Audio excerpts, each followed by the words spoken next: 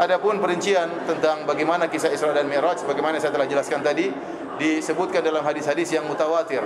Ya, dan banyak sahabat yang meriwayatkan hadis-hadis ini. Namun pada malam hari ini kita hanya sebutkan sebagian cuplikan dari hadis-hadis tersebut. Di antaranya yang diriwayatkan oleh Imam Al-Bukhari dan Imam Muslim dari Anas bin Malik bin Sa'sa'ah, dari Anas bin Malik dari Malik bin Sa'sa'ah radhiyallahu taala anhuma, anna Nabiyullah haddatsahu, bahwasanya Nabi Muhammad sallallahu alaihi wasallam telah menyampaikan kepada beliau an lailatin usriya bihi, tentang malam Lailatul Isra. Qala Rasulullah sallallahu bersabda, bainama ana fil hatim wa rubbama qala fil hijr. Kata Nabi sallallahu alaihi wasallam, tatkala aku sedang berada di Al-Hatim. Al-Hatim maksudnya Hijr Ismail. Maksudnya adalah Hijr Ismail, ya, atau Al-Hijr. Muttaji'an, dalam kondisi berbaring. Id atani atin, ya, maka tiba-tiba datang kepadaku, ada yang datang. Wa sami'tuhu yaqul fashaqqa, kemudian yang datang tersebut membelah ma baina hadhihi ila hadhihi, membelah dari sini ke arah sini, yaitu min thagrati nahrihi ila sya'ratihi atau syi'ratihi. Jadi Nabi dibelah lagi dadanya dari sini, dari bawah leher sampai ke bawah pusar, sampai ke bawah pusar. Dan kita telah sebutkan Rasulullah SAW dibelah dadanya 2 kali. Tatkala beliau masih kecil, waktu dipelihara oleh Al-Halimah As-Sa'diyah, waktu di kampung Bani Sa'ad di kota Taif, tatkala usia beliau sekitar 4 tahun. Dan pembelahan dada Nabi yang kedua, ya, tatkala beliau hendak Isra Mi'raj. Adapun yang pertama, kata para ulama, hikmahnya beliau dibelah dadanya waktu berumur 4 tahun, dikeluarkan bagian syaitan dari jantung Nabi sallallahu alaihi wasallam, kemudian dibersihkan, dikembalikan lagi, sehingga Nabi sallallahu alaihi wasallam tidak digoda syaitan. Sehingga Nabi sallallahu alaihi wasallam meskipun belum jadi nabi, beliau sudah maksum. Beliau tidak pernah terjerumus dalam kesalahan-kesalahan. Beliau tidak pernah menyembah berhala, beliau tidak pernah minum khamar, padahal beliau belum jadi nabi. Di masa kecil beliau tidak pernah mendengar musik-musikan, dan Rasulullah SAW pernah dijadikan pingsan oleh Allah Subhanahu Wa Taala tatkala hendak menghadiri acara walimah, karena di situ terjadi berbagai macam maksiat. Ya, kenapa? Agar orang-orang musyrikin tidak menjadikan kesalahan Nabi di zaman jahiliyah untuk menolak dakwah Nabi. Seandainya Nabi SAW sebelum jadi Nabi pernah nakal, maksudnya pernah berbuat kesalahan, pernah minum khamar, pernah menyembah berhala, waliyadzubillah, misalnya pernah berzina dan yang lainnya, sebagaimana yang dilakukan oleh anak-anak muda di zaman tersebut, maka jika Nabi menjadi Nabi, mereka akan protes, mereka akan mengatakan, wahai Muhammad, kau melarang kami untuk berzina, melarang kami untuk menyembah berhala, sementara kau dahulu seperti itu. Oleh karenanya Allah bersihkan jantungnya waktu beliau masih berusia 4 tahun, agar beliau tidak terjerumus dalam hal-hal yang mungkar tersebut, meskipun beliau belum diangkat menjadi seorang Nabi. Jadi beliau maksum sebelum menjadi Nabi, terlebih lagi setelah beliau diangkat menjadi seorang Rasul. Kemudian para hadirin Allah Subhanahu Wa Taala, kali kedua dada beliau dibelah lagi, ya, dibersihkan jantungnya tatkala beliau hendak Mi'raj. Ya, tatkala beliau hendak Isra dan Mi'raj. Kata para ulama, kenapa? Karena beliau akan mengalami kondisi yang sangat mengherankan, ya.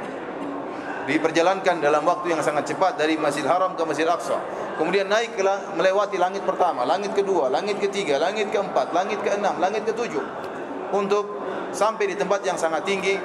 Kemudian bertemu dengan Allah Subhanahu Wa Taala dan mendengarkan, ya, perintah Allah secara langsung tanpa melalui perantara malaikat Jibril.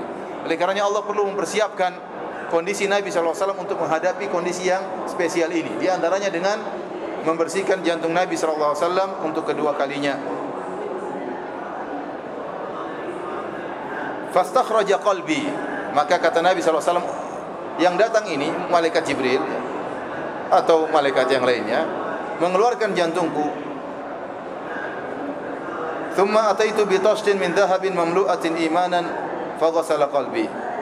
Kemudian didatangkan semacam tempayan, ya, yang terbuat dari emas berisi dengan keimanan, kemudian dia pun mencuci jantungku. Thumma husyiya thumma uida. Ya, kemudian dimasukkan jantungku dengan keimanan tersebut, kemudian dikembalikan. Thumma utiyat bidabatin dunal baghal wa fawqal himar abyad.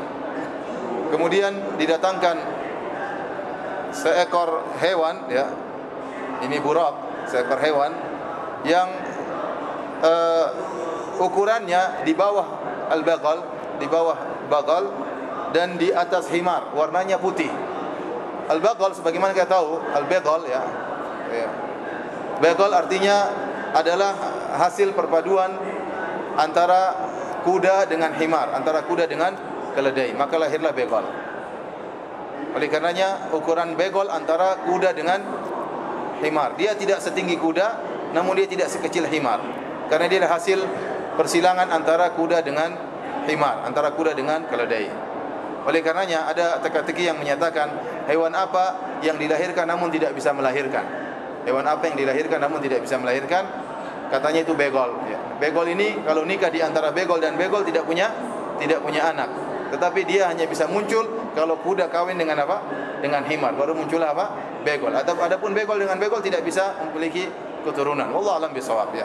Jadi adapun buraq ini ukurannya di bawah begol, lebih kecil dari begol dan lebih besar daripada himar. Berwarna putih. Ya, dan tidak disebutkan tentang bagaimana ciri-cirinya, fisiknya secara khusus seperti yang digambarkan di rumah-rumah, bahwasanya buraq itu adalah badannya kuda, wajahnya wanita yang cantik jelita, berambut panjang, kemudian memakai mahkota dan lain-lainnya. Ini tidak disebutkan dalam hadis-hadis yang sahih sama sekali. Seandainya buraq itu berwajah wanita cantik, pasti akan disebutkan dalam hadis oleh Nabi SAW. Saya melihat hewan yang aneh yang wajahnya berwajah manusia, ya, berwajah manusia seperti putri Indonesia misalnya, tetapi tidak disebutkan sama sekali. Maka dia hewan biasa, ya, ukurannya seperti itu, di bawah begol dan di atas himar, berwarna putih. Huwal buraq ya Abu Hamzah, maka sang perawi Al-Jarud bertanya kepada Abu Hamzah, apakah dia buraq? Kata Anas, na'am. Abu Hamzah maksudnya Anas bin Malik radhiyallahu ta'ala anhu. Kata Anas, benar. Yada'u khutwahu inda aqsa tarfihi.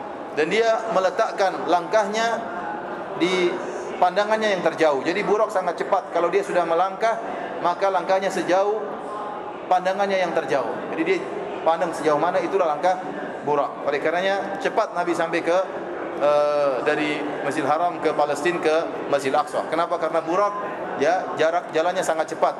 Kita tahu entah berapa jauh pandangan buraq. Kita manusia kalau pandang bisa berkilo-kilo. Ya, kita manusia jarak pandang kita bisa berkilo-kilo. Nah, langkah kaki buraq adalah sejauh pandangan hewan buraq tersebut. Fahumiltu alaihi, maka aku pun dinaikkan di atas buraq tersebut. Dalam riwayat yang lain disebutkan buraq tidak mau angkat Nabi SAW. Seakan-akan susah naik di atas buraq tersebut. Maka malaikat berkata kepada buraq, apakah kau tidak mau menolak untuk ditunggangi oleh seperti Muhammad sallallahu alaihi wasallam? Maka setelah itu buraq pun mudah untuk ditunggangi. Konon buraq inilah yang juga dinaiki oleh Nabi Ibrahim alaihissalam tatkala Nabi Ibrahim alaihissalam menyenguk putranya Ismail dari Palestina menuju ke kota Mekah. Wallahu a'lam bishawab. Namun demikian disebutkan oleh sebagian para syurahul hadis, seakan-akan buraq ini pernah ditunggangi oleh selain Nabi sallallahu alaihi wasallam. Oleh karenanya waktu Nabi akan naik, dia seperti kesulitan, tidak mau ditunggangi oleh Nabi. Maka ditegur oleh malaikat, apakah kau sulit untuk ditunggangi oleh orang seperti Nabi Muhammad sallallahu alaihi wasallam? Maka setelah itu dia pun mudah untuk ditunggangi oleh Nabi sallallahu alaihi wasallam. Fantalaqa bi Jibril, maka Jibril pun bawaku, ya, hatta atas sama ad-dunya, sampai kami pun naik ke langit dunia. Intinya Rasulullah SAW dari Masjidil Haram kemudian pergi ke Masjidil Aqsa. Dari Masjidil Aqsa kemudian melakukan peristiwa Mi'raj, naik, ya, yaitu malaikat Jibril membawa Nabi SAW naik ke langit dunia. Fastaftaha faqila man hadha, maka malaikat Jibril minta untuk dibukakan pintu langit dunia.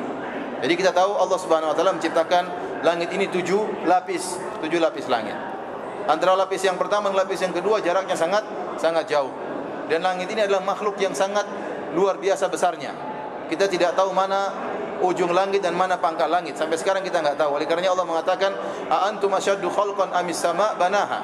Apakah penciptaan kalian lebih hebat ataukah penciptaan langit? Jawabannya langit lebih hebat, ya. La khalqus samawati wal ardi akbar min khalqin nas. Sungguhnya penciptaan langit dan bumi lebih hebat daripada penciptaan manusia. Allah Subhanahu wa taala berfirman dalam ayat yang lain, was samaa banainaha bi aidin wa inna lamusiun. Langit yang kami bangun dengan kekuatan kami dan kami luaskan langit tersebut. Oleh karenanya langit sangat sangat luas. Kita lihat langit, makhluk yang paling besar yang kita lihat dengan mata kepala kita adalah langit. Dan langit ini kecil dibandingkan dengan kursi Allah yang Allah mengatakan wasi'a kursiyyus samawati wal ard. Kursi Allah meliputi langit dan bumi. Belum lagi arsy Allah yang lebih besar daripada kursi Allah Subhanahu wa taala. Namun yang bisa kita lihat makhluk yang paling terbesar adalah langit. Langit lebih jauh dan lebih besar daripada bumi, ya. Dan langit, Allah meninggikan langit tanpa bighairi amadin tarawunaha, tanpa ada tiang di bumi. Dia dibangun oleh Allah tanpa ada tiang yang menyanggahnya dari bumi. Mana pangkalnya, mana ujungnya kita tidak tahu. Yang jelas dalam langit ada bintang-bintang, ada rembulan, ada matahari, dan ada meteor-meteor, dan ada makhluk Allah yang besar-besar di langit. Namun langit bertingkat-tingkat. Langit yang pertama adalah langit dunia. Langit dunia. Perhatikan Allah Subhanahu wa taala, tatkala kita berbicara Isra Mi'raj, ini kita berbicara tentang mukjizat, Maka kita akan mendengar perkara-perkara yang aneh. Namun itulah mukjizat. Inilah mukjizat, dan kita beriman kepada yang gaib. Hadis ini sahih, dikabarkan oleh Nabi sallallahu alaihi wasallam, maka kita terima dan kita beriman dengan hal itu semua. Maka fastaftaha, Jibril minta dibukakan pintu langit. Faqila man hadza? Maka ditanya, siapa ini? Qala Jibril. Mungkin para malaikat langit bertanya, siapa engkau? Maka Jibril mengatakan, Jibril. Qila wa man ma'aka? Siapa yang bersamamu? Qala Muhammad. Kata malaikat Jibril, Muhammad bersamaku. Qila wa qad ursila ilaihi? Ya, maka para malaikat bertanya, apakah dia telah diutus? Qala na'am, benar dia telah diutus. Qila marhaban, selamat datang.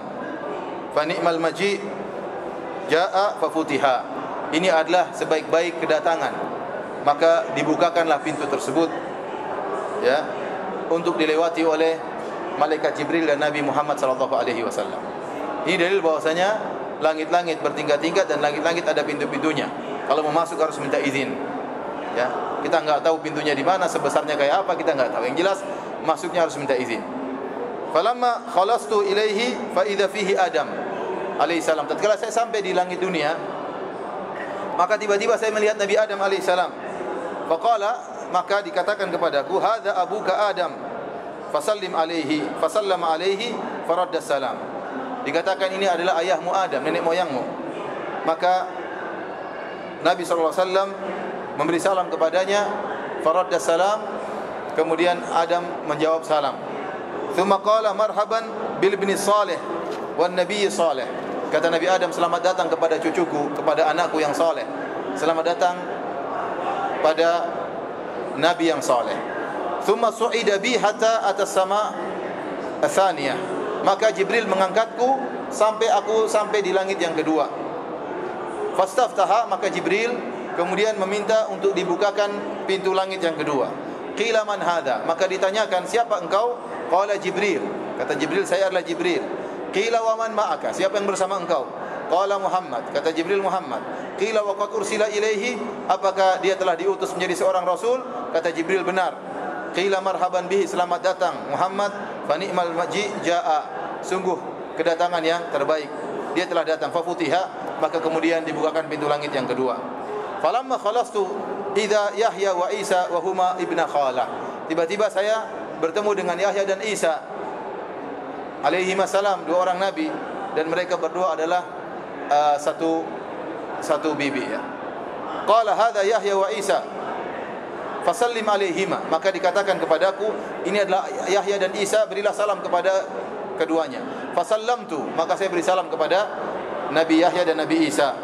Faradda, dan mereka berdua membalas salamku. Tsumma qala, kemudian dua nabi ini Yahya dan Isa alaihi salam berkata, marhaban bil akhi salih wan nabiy salih. Selamat datang kepada saudara kami yang saleh dan seorang nabi yang saleh. Tsumma su'ida bi ila sama'i tsalitsati fastaftaha. Kemudian Jibril membawaku lagi kepada langit yang ketiga. Lantas Jibril minta untuk dibukakan pintu langit. Maka ditanyakan, siapa ini? Kata malaikat Jibril, saya adalah Jibril. Dikatakan lagi, siapa yang bersamamu? Maka Jibril mengatakan, Muhammad. Apakah telah diutus? Dia telah diutus menjadi seorang rasul? Jibril mengatakan iya. Maka dikatakan, selamat datang kepada Muhammad, dan sungguh adalah kedatangan yang terbaik. Maka dibukakan pintu langit yang ketiga.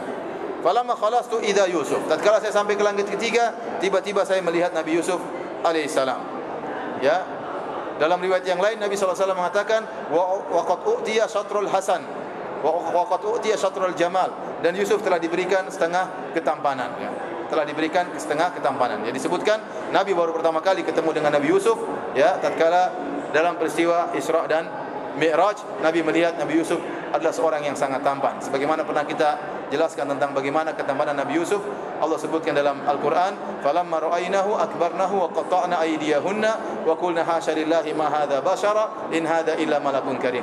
Tatkala para wanita melihat Nabi Yusuf, maka mereka pun mengagungkan Nabi Yusuf alaihissalam. Lantas mereka memotong tangan-tangan mereka tanpa mereka sadari karena saking tampannya Nabi Yusuf alaihissalam. Oleh karenanya Al-Qurtubi rahimahullah dalam tafsirnya menyebutkan sebagian wanita ada yang langsung pingsan waktu melihat siapa Nabi Yusuf karena saking tampannya. Bagaimana tampannya Nabi Yusuf? Setengah ketampanan untuk Nabi Yusuf. Sampai-sampai tatkala mereka memotong tangan mereka, mereka tidak sadar.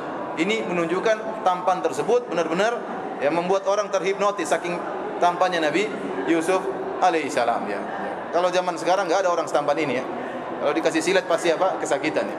Ini Nabi Yusuf saking tampannya, ya, sampai ada disebutkan oleh Al-Qurtubi, ada yang lihat Nabi Yusuf langsung ada yang mati juga gara-gara saking tampannya Nabi Yusuf alaihissalam. Disebutkan oleh Al-Qurtubi dalam tafsirnya. Intinya kemudian kata Jibril, "Hada Yusuf fasallim alaihi." Wahai Muhammad, ini Yusuf. Berilah salam kepada dia. Fasallamtu alaihi, maka aku pun beri salam kepada Nabi Yusuf. Faradda. Tsumma qala, kemudian Nabi Yusuf menjawab salamku dan dia berkata, "Selamat datang kepada saudaraku yang saleh dan nabi yang saleh." Tsumma su'ida bi, kemudian Jibril atau sa'ada bi, kemudian malaikat Jibril membawa aku sampai aku tiba di langit yang keempat. Kemudian dia minta izin untuk dibukakan pintu langit. Maka ditanyakan, "Siapa engkau?" Jibril mengatakan, "Saya Jibril." "Siapa yang bersamamu?" "Muhammad." "Apakah dia telah diutus sebagai seorang rasul?" Kata Jibril, "Iya." Maka mereka mengatakan, "Selamat datang wahai Muhammad, sungguh kedatangan yang terbaik." Maka pintu langit yang keempat dibuka. Tiba-tiba aku melihat Nabi Idris alaihissalam. Kemudian Jibril mengatakan, "Ini adalah Idris, berilah salam kepadanya." Maka aku memberi salam kepada Idris. Kemudian dia pun menjawab salamku. Kemudian dia berkata, "Selamat datang kepada saudara yang saleh dan nabi yang saleh." Summa sa'ada bi hatta atas sama al-khamisah. Kemudian Jibril membawaku lagi kepada langit yang kelima. Kemudian dia pun minta untuk dibukakan pintu langit. Maka dikatakan, "Siapa ini?" Jibril mengatakan, "Saya Jibril." "Siapa yang bersamamu?" Dia mengatakan, "Muhammad sallallahu alaihi wasallam." "Apakah telah diutus dia seorang rasul sebagai seorang rasul?" Jibril mengatakan, "Iya." Maka dikatakan kepada Nabi Muhammad, "Selamat datang wahai Muhammad, sungguh kedatangan yang terbaik." Falamma khalastu fa idza Harun. Tatkala saya sampai di langit yang kelima, tiba-tiba saya melihat Nabi Harun alaihissalam. Maka Jibril berkata, "Ini adalah Harun, berilah salam kepadanya." Maka aku pun beri salam kepada Nabi Harun dan dia menjawab salamku. Kemudian dia berkata, "Selamat datang kepada saudara yang saleh dan nabi yang saleh." Tsumma sa'ada bi, kemudian malaikat Jibril membawa aku lagi sampai aku naik ke langit yang keenam. Lalu malaikat Jibril minta untuk dibukakan pintu langit. Maka dikatakan, "Siapa ini?" Kata Jibril, "Saya adalah Jibril." "Siapa yang bersama engkau?" Maka Jibril mengatakan, "Muhammad." Mereka kenal siapa Nabi Muhammad. Sudah mendengar, para malaikat semua sudah mendengar bahwasanya Nabi terakhir siapa? Nabi Muhammad. Maka mereka bertanya, "Apakah Muhammad telah diutus menjadi seorang rasul?" Kata malaikat Jibril, "Iya." Maka mereka berkata, "Selamat datang dan sungguh kedatangan yang terbaik." Tatkala aku sampai ke langit yang keenam, tiba-tiba aku melihat Nabi Musa alaihissalam. Maka Jibril berkata, "Hada Musa fasallim alaihi." Wahai Muhammad, ini adalah Musa dan berilah salam kepadanya. Fasallamtu alaihi, maka aku pun beri salam kepada Nabi Musa alaihissalam. Faradda, kemudian Nabi Musa menjawab salamku. Kemudian dia berkata, "Marhaban bil akhi salih wan nabi salih." Selamat datang kepada saudara yang saleh dan nabi yang saleh. Falamma tajawaztu baka. Tatkala aku melewati Nabi Musa, tiba-tiba Nabi Musa menangis. Qila lahu, maka ditanyakan kepada Nabi Musa, "Ma yubkik? Apa yang buat kau menangis wahai Musa?" Qala abki, aku menangis li'anna gulaman bu'itha ba'di yadkhulul jannata min ummatihi aktsaru mimman yadkhuluha min ummati. Aku menangis karena ada seorang pemuda yang diutus setelahku menjadi seorang nabi. Ternyata umatnya lebih banyak masuk surga daripada umatku. Ini yang membuat Nabi Musa menangis. Namun telah diingatkan oleh para ulama, jangan sampai terbetik dalam benak kita bahwasanya Nabi Musa hasad kepada Nabi Muhammad SAW. Tidak. Tetapi kata para ulama mengatakan Nabi Musa merasa sedih dengan umatnya. Kenapa? Nabi Musa memiliki waktu yang lebih panjang untuk berdakwah terhadap umatnya. Namun banyak di antara mereka yang tidak beriman kepada Nabi Musa. Mereka keras kepala dan yang lainnya. Maka Nabi Musa sedih melihat kondisi umatnya. Lihat Nabi Muhammad SAW diutus dalam waktu yang singkat, tetapi penganutnya, pengikut agamanya sangat banyak, lebih banyak daripada pengikut agama Nabi Musa alaihissalam. Ini yang buat beliau menangis. Ini yang buat beliau menangis, kasihan terhadap umatnya yang keras kepala dan sulit untuk beriman dengan Nabi Musa alaihissalam, padahal waktu dia berdakwah lebih lama daripada waktu dakwahnya Nabi Muhammad sallallahu alaihi wasallam. Makanya dia menangis. Tsumma sa'ada bi ala sama'i as-sabi'ah. Kemudian aku dibawa oleh malaikat Jibril ke langit yang 7. Fastaftaha, maka malaikat Jibril minta untuk dibukakan pintu langit. Maka dikatakan, siapa ini? Jibril mengatakan, saya Jibril. Qila wa man ma'aka, siapa yang bersamamu? Qala Muhammad. Jadi disebutkan dalam adab-adab dalam hadis, kalau orang kita misalnya mengucapkan salam, ada yang bertanya, siapa kamu? Kita sebut nama kita, saya fulan. Ya. Jangan kita bilang ana. Dalam hadis Rasulullah SAW waktu bertanya, ada seorang minta izin kemudian tanya, siapa engkau? Dia mengatakan ana. Maka Rasulullah SAW seperti benci dengan jawaban seperti itu. Saya. Bilang aja nama kita siapa? Saya fulan. Ya. Jibril tidak mengatakan, saya Jibril, masa enggak kenal? Enggak. Jibril bilang aja, bilang aja saya Jibril, ini Muhammad, apa salahnya? Ya, jangan sok terkenal. Jadi kalau orang tanya siapa, kamu bilang aja saya Firanda, saya fulan ya. Masa kamu tidak kenal? Ya memang kamu artis terkenal. Kan belum tentu nanti artis ya. Bilang aja, artis belum tentu semua orang kenal ya. Oleh karenanya kalau ditanya siapa, kamu bilang nama saya fulan. Itu di antara adab ya. Kemudian ditanyakan, "Wa man ma'aka, siapa bersama engkau?" Qala Muhammad. Kata Jibril, Muhammad. Qila wa qad bu'itha ilaihi, apakah dia telah diutus menjadi seorang rasul? Qala na'am. Iya. Marhaban bihi, selamat datang.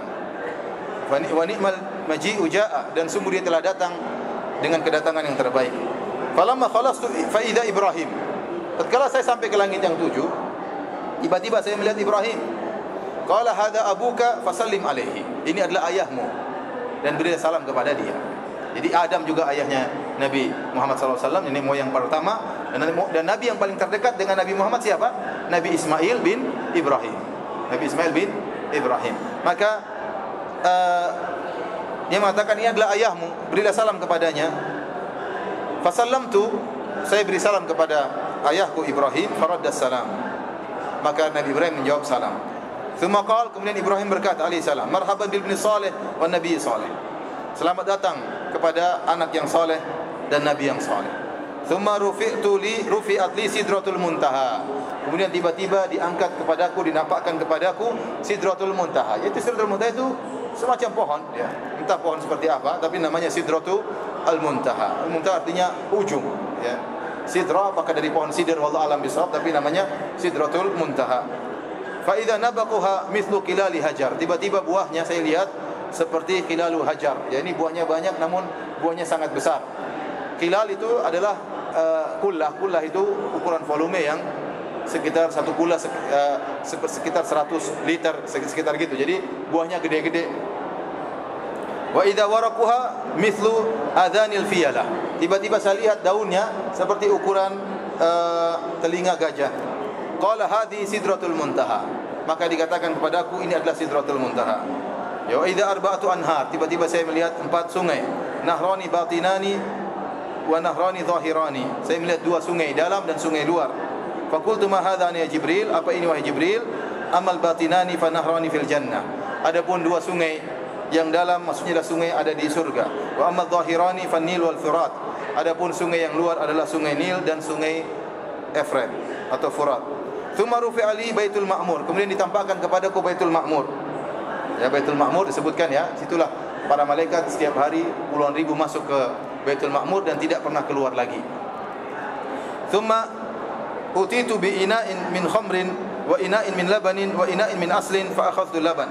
Kemudian didatangkan kepadaku sebuah tempayan berisi khamar, sebuah tempayan berisi susu dan sebuah tempayan berisi madu. Maka aku pun mengambil tempayan yang berisi susu. Wa qala hiya al-fitrah allati anta 'alaiha wa ummatuka. Kata malaikat Jibril, adalah fitrah yang engkau berada di atasnya dan juga umatmu. Tsumma furidat alayya salatu 50 salatan kulla yaumin. Kemudian Allah mewajibkan kepadaku salat 50 waktu dalam sehari semalam. Faraja'tu famarartu ala Musa. Setelah menerima perintah dari Allah salat 50 waktu, Nabi turun. Dan kita tadi Nabi Musa di langit ke berapa? Langit ke-6. Langit ke-7 Nabi Ibrahim. Maka Nabi Musa turun balik melewati Nabi Musa. Maka Nabi Musa bertanya kepada Nabi Muhammad SAW, bima umirta, apa yang Allah perintahkan kepadamu? Qala umirtu bi khamsina salatan kulla yaumin. Aku diperintahkan untuk salat 50 waktu setiap malam, setiap hari, setiap sehari semalam. Nabi Musa berkata, "Inna ummataka la tastati'u 50 salatan kulla yaumin." Sungguhnya umatmu tidak akan mampu untuk salat 50 waktu sehari semalam. "Wa inni wallahi qad jarrabtu an-nasa qablak." Kata Nabi Musa, sayang kepada Nabi Muhammad, sayang kepada kita Nabi Musa. Kata Nabi Musa, sungguhnya aku telah berpengalaman dengan manusia, dengan orang-orang sebelum engkau wahai Muhammad, dan mereka tidak bakalan mampu. Wa alaju bani Israil asyaddal mu'alajah, dan saya sudah berusaha menghadapi Bani Israel dengan usaha yang semaksimal mungkin, ya, saya sudah berusaha memperbaiki mereka. Farji ila rabbik fas'alhu at-takhfifa li ummatik. Kembalilah kepada Rabbmu dan mintalah keringanan untuk umatmu. Faraja'tu, Nabi mendengar nasihat Nabi Musa. Untung ketemu Nabi Musa, alhamdulillah, ya. Kalau enggak ketemu, repot 50 waktu sehari semalam. 5 waktu saja terkadang, ya, setan membuat kita seakan-akan berat salat 5 waktu, apalagi 50 waktu. Alhamdulillah Nabi Musa negur Nabi Muhammad SAW, ya. Kemudian disuruh balik kepada Allah untuk minta keringanan. Aku pun kembali kepada Allah Subhanahu wa taala, fa wada'a anni ashran. Maka Allah menurunkan jadi 40, 10 dijatuhkan, tinggal 40 waktu. Faraja'tu ila Musa faqala mithlahu. Aku pun kembali lewat Nabi Musa. Nabi Musa negur lagi, umatmu tidak akan mampu. Saya sudah punya banyak pengalaman. Saya sudah coba orang-orang sebelum engkau. Saya sudah coba Bani Israel, mereka tidak mampu salat 40 waktu. Maka mintalah, kembalilah kepada Tuhanmu, kepada Rabbmu, dan minta keringanan. Faraja'tu fawada'a anni ashran. Saya kembali lagi kepada Allah Subhanahu wa taala. Maka diturunkan dari 40 menjadi 30. 10 dikasih, dibebaskan. Faraja'tu ila Musa. Saya kembali lagi kepada Musa. Musa tegur lagi. Kata Nabi Musa alaihissalam, umatmu tidak akan mampu. Saya sudah banyak pengalaman. Saya sudah coba Bani Israel, mereka tidak mampu. Kembalilah kepada Rabbmu dan minta keringanan. Faraja'tu, saya pun kembali kepada Allah dan saya minta keringanan. Fadha'ani ashran, maka Allah turunkan jadi 20. Faraja'tu ila Musa, saya kembali kepada Musa. Musa bilang lagi, minta keringanan lagi. Alhamdulillah Nabi Musa tegar dalam menyuruh minta kekurangan. Saya tidak bayangkan, bisa bayangkan kalau 20 salat sehari semalam, berat atau tidak? Berat, apalagi 50 waktu. Maka aku pun kembali pada Allah Subhanahu wa taala, diturunkan lagi. Allah turunkan jadi 10 salat. Fa umirtu bi asyri salawatin kulla yaumin. Maka Allah perintahkan aku untuk salat 10 waktu dalam sehari semalam. Faraja'tu, aku kembali. Maka Musa ingatkan lagi, 10 tidak mampu. Kembali lagi minta kepada Allah keringanan. Aku pun kembali kepada Allah. Fa umirtu bi khamsi salawatin kulla yaumin. Aku diperintahkan untuk salat 5 waktu sehari semalam. Aku kembali kepada Musa. Musa bertanya, bima umirta? Dengan apa kau diperintahkan? Qultu umirtu bi khamsi salawatin kulla yaumin. Aku diperintahkan untuk salat 5 waktu sehari semalam. Qala inna ummataka la tastati' khamsa salawatin kulla yaumin. Umatmu tidak mampu salat 5 waktu sehari semalam. Wa inni qad jarrabtu an-nas qablaka. Saya sudah punya banyak pengalaman dengan orang-orang sebelum engkau wahai Muhammad. Wa ala Bani Israil asyaddal mu'alajah. Dan saya sudah berusaha memperbaiki Bani Israel dengan semaksimal mungkin. Farji ila rabbik fas'alu takhfifa li ummatik. Kembali lagi. 5 waktu enggak mampu. Kembali kepada Rabbmu dan minta kekurangan. Qala, kata Nabi SAW, sa'altu rabbi hatta stahyaitu. Saya sudah minta kepada Allah dan sampai saya malu. Walakin arda wa usallim. Akan tapi saya ridha dengan 5 waktu sehari semalam. Ya, qadarullah, Nabi berhenti sampai di situ. Kalau minta turun lagi sampai 1 kali sehari semalam bisa jadi. Tapi qadarullah, Allah mentakdirkan ceritanya sampai di situ. Sampai 5 selesai, Nabi tidak minta lagi. Kenapa? Allah membuat Nabi sudah sangat malu. Tatkala itu Nabi malu untuk minta keringanan lagi. Falamma jawaztu nada munadi. Tatkala aku melewati Nabi Musa, tiba-tiba ada suara seruan yang berkata, amdaitu faridati wa khafaftu an ibadi. Ya, aku telah mewajibkan kepada mereka kewajibanku dan aku telah beri keringanan kepada hamba-hambaku. Dalam riwayat yang lain kata Allah Subhanahu wa taala, hiya khamsun wa hiya khamsun. Atau kama qala Nabi sallallahu alaihi wasallam dalam hadis, dia 5 waktu namun pahalanya seperti 50 waktu. Tapi para hadirin Allah Subhanahu wa taala, ini dalam Sahih Bukhari dan Sahih